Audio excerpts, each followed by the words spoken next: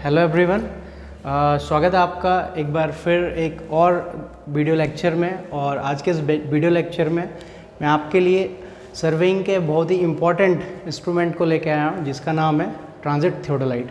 Theodolite basically दो तरीके के थियोडोलाइट हमारे पास होते हैं, दैट इज़ ट्रांजिट और नॉन ट्रांजिट थियोडोलाइट। ओके, तो ये जो हमारे पास अपरेटस है ये आपका ट्रांजिट थियोडोलाइट है।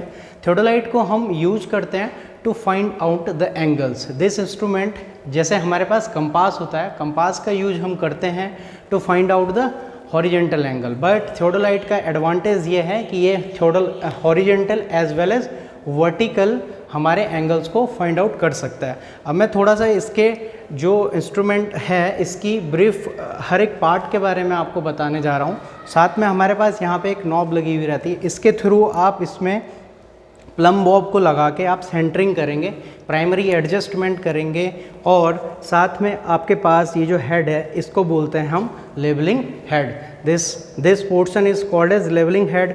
This part is called as horizontal head, and this part is called as alidate assembly. This is horizontal assembly and this is leveling head assembly. और अब जब हम बात करेंगे तो इन सारे इंस्ट्रूमेंट में हम जो ये पार्ट आपको दिखाई दे रहा है, इस पार्ट का नाम है ट्राइबेट, and ट्राइबेट is the triangular in the shape, that is why इसका नाम होता है ट्राइबेट। नेक्स्ट जो इसमें आपके स्क्रू हैं, इन स्क्रू का नाम होता है, आप ये जो स्क्रू आपको दिखाई दे रहे हैं इस स्क्रू का नाम है लेवलिंग स्क्रू। एंड साथ में जब हम ऊपर बढ़ते हुए जाते हैं तो लेवलिंग स्क्रू का आप यूज करते हैं टू लेबल द जो आपकी बबल ट्यूब है उसको लेबल करना होता है हॉरिजेंटल प्लेन के about, parallel to the horizontal plane. With the help of this levelling head we can make the horizontal. Okay, now आगे जब हम बात करते हैं तो हॉरिजेंटल असेंबली में ये आपके पास ये स्क्रू दिखाई दे रहा है, this screw is called as lower clamp and this screw is the called as upper clamp. तो लोअर क्लैंप का यूज क्या करते हैं, अगर हम इस स्क्रू को लूज कर देते हैं तो ये पूरी असेंबली ऐसे रोटेट हो जाती है।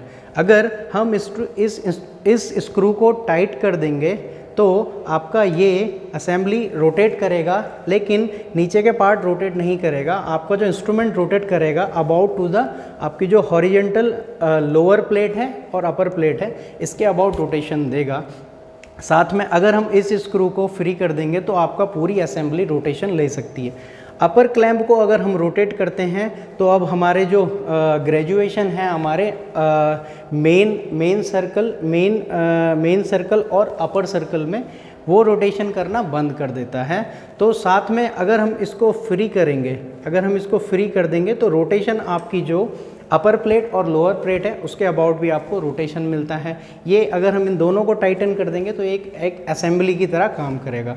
नेक्स्ट हम बात करते हैं जो आपका थियोडोलाइट होता है वो लोअर जो आपकी प्लेट होती है, लोअर प्लेट का जो सर्कल होता है उसी से ही आप डिसाइड करते हो कि थियोडोलाइट का जो साइज़ होता है वो डिपेंड करता है लोअर प्लेट पे। ओके, नेक्स्ट अब हम बात करते हैं दिस अरेंजमेंट के बारे में। जो ए टाइप का आपका फ्रेम दिखाई दे रहा है इसको बोलते हैं ए फ्रेम। ओके, एंड इस ए फ्रेम के थ्रू आपका टेलीस्कोप जो होता है वो अरेंज किया जाता है, और जो टेलीस्कोप होता है वो ए फ्रेम पे ही सपोर्टेड रहता है। साथ में आपका जो ये सर्कल दिखाई दे रहा है इस सर्कल का नाम है vertical circle. Vertical circle, horizontal जो सर्कल होता है उसमें मेज़रमेंट होता है 0 to 360 degree, but vertical circle में जो आपका मेज़रमेंट होता है and the value is noted that is 0 to 90 degree. 90 degree का आप इसमें मेज़रमेंट कर सकते हैं। अब बात करते हैं अगर आपका ऑब्जेक्ट कहीं यहाँ पे खड़ा है तो जब आपका ऑब्जर्वर जो वर्टिकल सर्कल है, अगर वर्टिकल सर्कल आपके ऑब्जर्वर के राइट हैंड साइड है तो इस कंडीशन में बोलते हैं हम इसको face right, and at this particular condition आपका जो टेलीस्कोप होता है वो होता है normal and bubble is the up.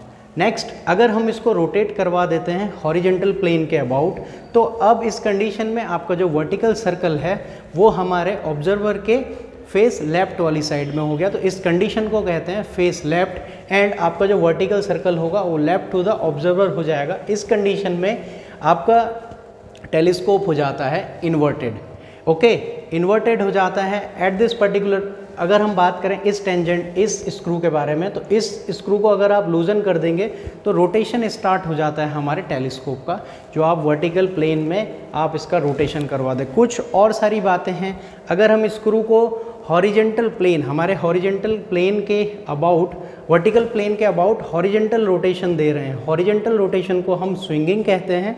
और जब हम इसको टाइटन कर देंगे, इस स्क्रू को और इस स्क्रू को, लोअर एंड अपर स्क्रू को, और अब अगर हम रोटेशन दे रहे हैं अपने टेलीस्कोप को, तो हॉरिजेंटल प्लेन के अबाउट जब हम अपने टेलीस्कोप को रोटेशन देते हैं तो इस कंडीशन को हम बोलते हैं ट्रांजिटिंग।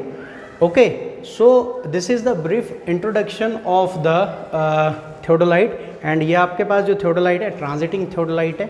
और साथ में ऐसे ही वीडियोस को अगर आप पाना चाहते हैं तो बने रहें हमारे साथ सिविल एरा स्टडी पर। लेटेस्ट वीडियोस को पाने के लिए अगर वीडियोस आपको अच्छी लगती हैं तो लाइक करें, शेयर करें और सब्सक्राइब करना ना भूलें। Thank you.